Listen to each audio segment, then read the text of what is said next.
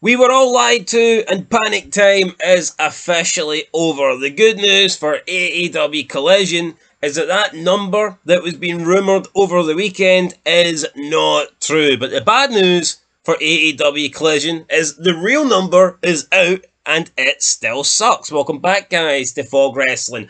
Yes, the number being touted around for AEW Collision for last Saturday's show was 122,000 viewers. Now, I had some people say on the channel in some of the videos, why are you defending AEW? Why are you making excuses for AEW? I wasn't making shit. I wasn't defending shit, okay? AEW was rumoured to have gotten 122,000 viewers, and you just do not lose over 67% of your audience for no reason, okay? That just does not happen. So I was trying to look at things logically. I didn't believe that number was true. I just couldn't imagine the AEW Collision would drop that far down from one show to the next. So yes, I was looking at perhaps what was on television, to see if there was competition, to see if there was anything that would explain a massive loss. So that's all I was doing. I was looking at things logically, because logically thinking, that would tell you that there's something wrong. You know, you don't go from like over 400,000 down to 122k. That just does not happen.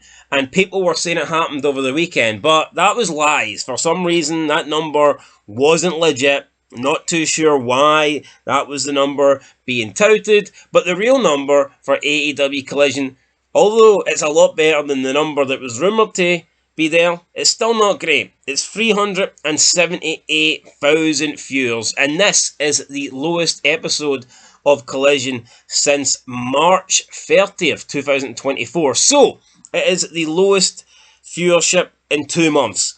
Not great, but it sure is a hell of a lot better than the rumoured 122,000. Now, Rampage did 222,000. That is still bad, and I think the fact that Rampage was so bad, it made people believe that the Collision number could possibly be that low, but when you think about it, 122,000, it's unlikely, because even if there is competition, you've got to think that the people that are watching AEW Collision, they're probably die-hard fans. They're going to watch no matter what. Yes, there is things that potentially could take their interest away, that could get them to switch from wrestling to, like, let's say boxing, basketball, UFC, but let's just say AEW Collision. For example, let's say they have, on average, 400,000 viewers every week. You would have to imagine that the majority of that 400,000 are going to prefer AEW more than they would anything else. So, not as many people are going to be swayed.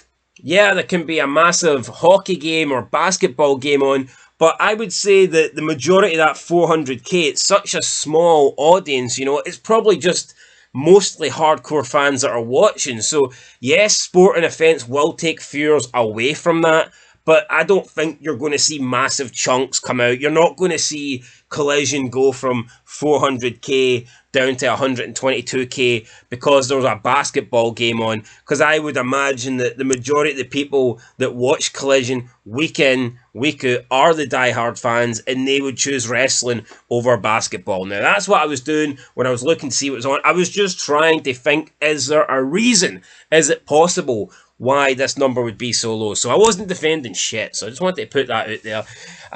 Would do the same thing for WWE as well. It's not some sort of love for AEW, just trying to look at things and give my honest opinion. So there you go, no bias here. But let's look at the demographic then. So the demographic wasn't as bad as the viewership. It was still down, but it wasn't down that much. So the demo was down, wow, 27% from last week. So last week the demo was a lot better. It was well, I say a lot better. It was a bit better. 0.15 the demo was last week. This week the demo was 0.11.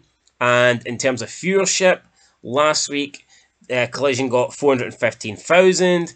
and this week obviously 378,000. So that's 9% down there. Collision 9% down in the viewership, but not good numbers there. But like I said, there was actually things on Saturday, so it makes a sense that you've got a small amount of people maybe deciding, nah, fuck it, I'm not watching shitty Collision on a Saturday, I'm going to watch the UFC. That makes sense, but when I originally seen the 122k, that means like practically, over 2/3 of the people watching AEW just decided, nah, I'm going to watch something else, and I would say that's unlikely, and it would appear that was unlikely. It wasn't true because the numbers are in. And now it's time to look at AEW Collision's views on their official YouTube channel and see how the numbers did there. And more bad news, the numbers aren't great, but don't worry, Tony Khan. It looks like there's a little bit of good news on CageMatch.net, if anybody gives a shit.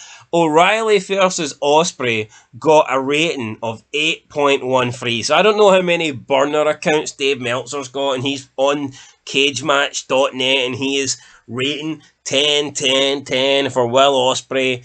He's giving it the perfect 10. He's doing the whole Ty Dillinger shit. But anyway, cheap. Okay, if that's the best thing you've got to celebrate from a show, the fact that one of your matches got over an 8 on the matchrating.coms, then at cagematch.net, then you're in trouble. But let's look at the YouTube views. So in first place with 173,000, and guys, keep in mind, this is like 3 days after.